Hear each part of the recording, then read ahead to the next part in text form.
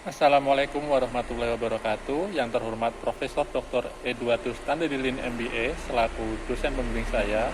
Terima kasih Prof atas bimbingannya. Yang terhormat para dosen penguji dari Magister Manajemen UGM Jakarta.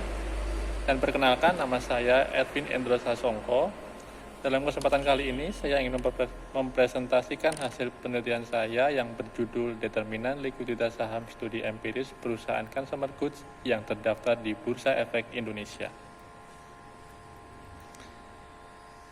Dalam presentasi kali ini, saya akan membahas beberapa poin utama seperti yang ada di dalam slide, mulai dari latar belakang sampai kesimpulan dan saran. Ya, selanjutnya, banyak sekali jenis-jenis investasi yang kita ketahui, salah satunya investasi yang sekarang lagi marak adalah investasi saham. Investasi saham memang menarik karena dengan investasi tersebut kita bisa mendapatkan keuntungan baik dari pembagian dividen perusahaan atau dari capital gain. Nah, salah satu investor yang terlibat dalam investasi saham di pasar modal adalah generasi Y dan generasi Z, yang mana mereka masih berusia muda. Dan perlu diketahui bahwa menurut data BPS tahun 2020, 50% lebih dari jumlah penduduk Indonesia adalah generasi Y dan generasi Z. Dan data dari OJK menyatakan bahwa investor saham dengan usia di bawah 30 tahun mencapai 54% dari total investor. Ini merupakan suatu kabar gembira bahwa generasi muda kita telah memulai investasi di usia muda. Namun perlu kita ketahui juga bagaimana perilaku generasi muda kita, Gen Y dan Gen Z ketika berinvestasi. Mereka tipikalnya lebih suka pada trading daripada investasi jangka panjang karena memang sesuai dengan perilaku mereka yang masih labil dan masih mudah terpengaruh oleh idola atau mungkin teman-teman seprofesi atau sepermainannya. Selanjutnya dalam penelitian ini saya fokus pada perusahaan consumer goods karena sektor consumer goods mempunyai prospek yang bagus dan tahan terhadap krisis. Produk-produk consumer goods lebih stabil produknya karena merupakan kebutuhan sehari-hari dari semua lapisan masyarakat. Selain itu, produknya dipasarkan di masyarakat sebagai kebutuhan sehari-hari. Selanjutnya, saya akan menyampaikan rumusan masalah. Ketidaksamaan hasil penelitian sebelumnya ternyata akhirnya menimbulkan gap penelitian antara beberapa peneliti dengan hasil yang berbeda pula dan perusahaan yang berbeda. Maka setelah itu mengikuti alur pada rumusan masalah tersebut, tujuan dari penelitian ini ialah yang pertama menguji pengaruh pertumbuhan terhadap likuiditas saham, yang kedua menguji pengaruh leverage terhadap likuiditas saham, yang ketiga menguji pengaruh likuiditas terhadap likuiditas saham, yang keempat menguji profitabilitas terhadap likuiditas saham, dan yang terakhir menguji pengaruh harga saham terhadap likuiditas saham. Adapun manfaat dari penelitian ini adalah yang pertama bagi investor, semoga bisa memberi gambaran suatu perusahaan sehingga akan memberikan masukan atau insight dalam pengambilan keputusan apakah harus menjual atau membeli saham. Yang kedua, untuk akademis, dengan penelitian ini diharapkan bisa menambah kekayaan aset dan melengkapi penelitian sebelumnya maupun penelitian yang akan dilakukan oleh peneliti-peneliti selanjutnya guna menilai likuiditas perusahaan sehingga penelitian ini dapat memberikan hasanah tersendiri yang lebih baik tentang indikator likuiditas saham di masa selanjutnya. Selanjutnya, tinjauan pustaka peneliti mengambil dari berbagai jurnal dan buku. Salah satunya bisa dibaca di slide. Nah, yang selanjutnya ini adalah slide tinjauan pustaka untuk profitabilitas, harga saham, dan likuiditas saham. Kita ke slide pengembangan hipotesis. Bersumber dari literatur dan penelitian-penelitian sebelumnya, peneliti mengambil hipotesis sebagai berikut. H1, hipotesis 1 atau kita sebut H1, pertumbuhan aset berpengaruh positif terhadap likuiditas saham. H2, leverage berpengaruh negatif terhadap likuiditas saham. H3, likuiditas berpengaruh positif terhadap likuiditas saham. H4, profitabilitas berpengaruh positif terhadap likuiditas saham. Dan yang terakhir, H5, harga saham berpengaruh positif terhadap likuiditas saham. Selanjutnya kita ke slide metode penelitian. Penelitian ini menggunakan data sekunder diaplikasikan untuk meneliti dari pengumpulan sampel melalui website di Bursa Pasar Modal. Data penelitian kita kumpulkan, selanjutnya dilakukan pengamatan dan kita analisis, kita ambil data-data di atas dari laporan keuangan. Adapun data-data yang terkumpul harus memenuhi kualifikasi. Yang pertama merupakan perusahaan consumer good yang terdaftar di Bursa Efek Indonesia periode 2015 sampai 2019. Dan perusahaan tersebut masih tercatat di BI selama periode tersebut dan secara teratur mempublikasikan laporan keuangannya. Dari data tersebut kita terkumpul berjumlah 27 perusahaan. Lalu kita menggunakan metode analisis datanya menggunakan model regresi, maksudnya model regresi data panel, yaitu merupakan kombinasi data time series dan cross section dengan menggunakan bantuan program aplikasi statistik komputer eView 9. Selanjutnya kita akan membahas statistik deskriptif yang bersumber dari 27 perusahaan dan kita selama 5 tahun akhirnya terkumpul 135 data. Pada perhitungan statistik deskriptif untuk likuiditas dinyatakan dalam jutaan rupiah dan dibagi dengan kapitalisasi. Dan kita peroleh angka minimum sebesar 0,002, rata-rata 23,2236 dengan standar deviasi 76,565. Untuk variabel pertumbuhan aset, nilai minimum sebesar minus 0,2866 pada PT Merek tahun 2019. Angka negatif pada pertumbuhan aset bermakna bahwa terdapat penurunan aset yang mungkin disebabkan oleh sebab-sebab tertentu. Selanjutnya nilai maksimum sebesar 0,9 di PT Kimia Farma tahun 2019. Sedangkan untuk rata-rata pertumbuhan aset sebesar 11%.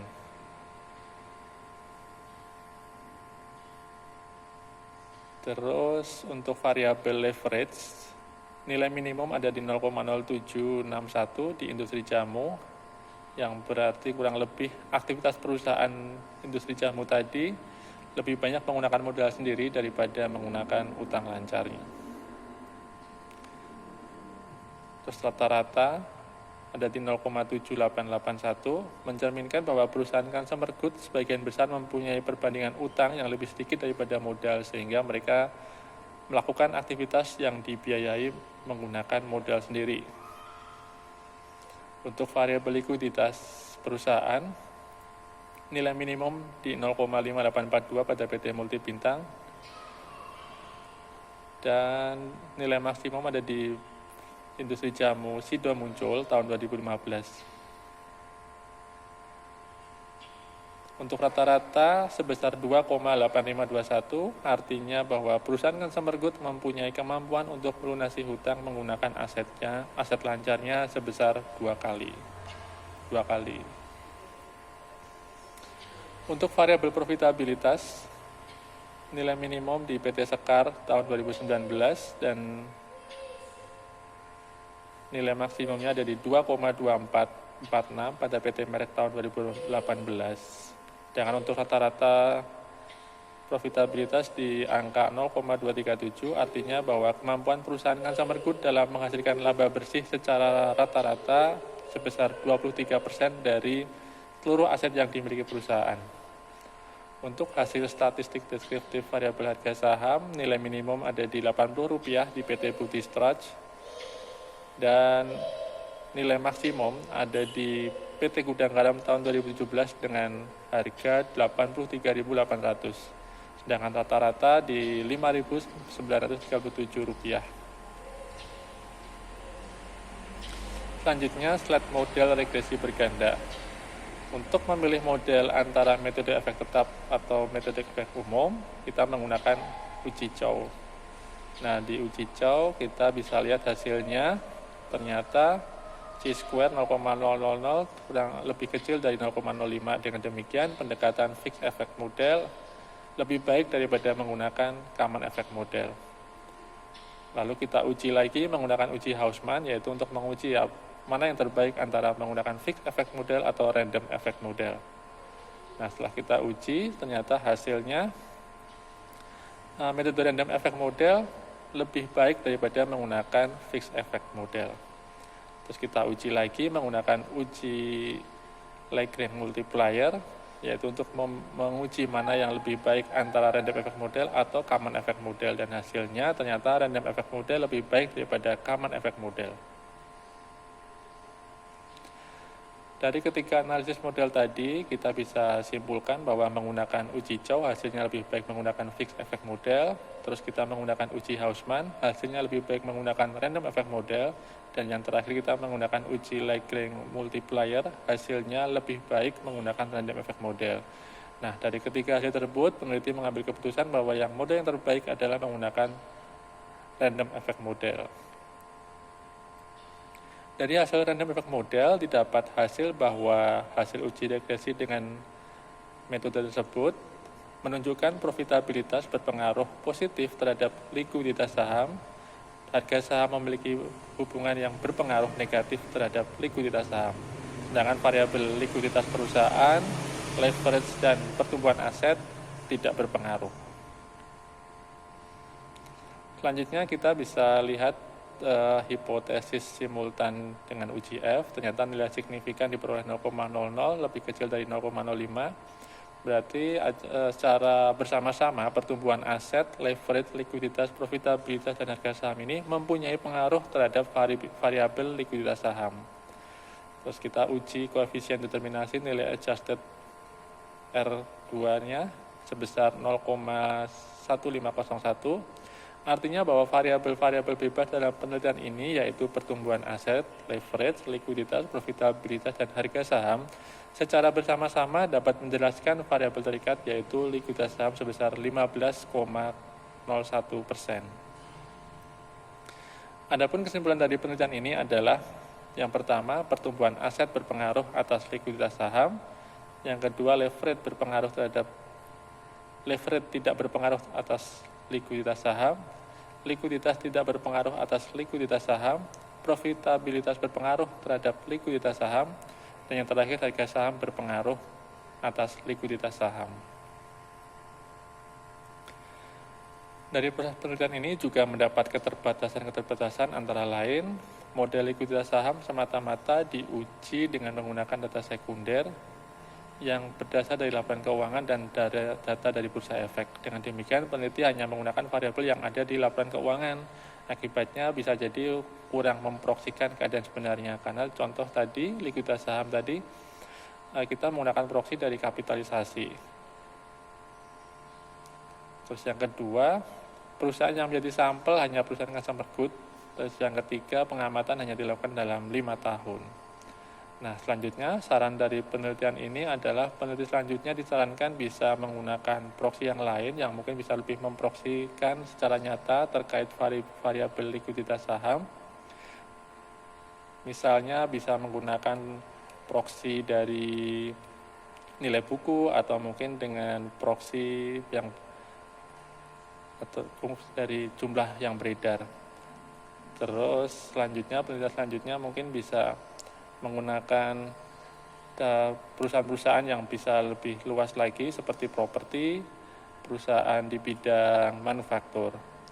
Terus yang ketiga, data pengamatan mungkin bisa diperpanjang lagi sampai 10 tahun atau mungkin bisa lebih. Demikian presentasi dari saya. Kalau ada kesalahan, saya mohon maaf.